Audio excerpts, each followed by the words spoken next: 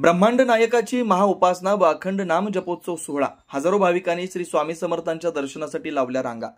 श्री स्वामी समर्थ मंडळ मनीषनगर बेलत्रोडीच्या वतीनं शहराच्या छत्रपती चौक स्थित लक्ष्मीनारायण सभागृहात ब्रह्मांड नायकाची महाउपासना व अखंड नाम जपोत्सव सोहळा अत्यंत उत्साहात पार पडला।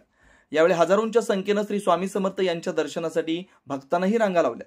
भक्तिगीतांच्या रचनेत अत्यंत भक्तिमय वातावरणात हा अविस्मरणीय सोहळा पार पडला। यंदा या सोहळ्याचं 8वं वर्ष होतं।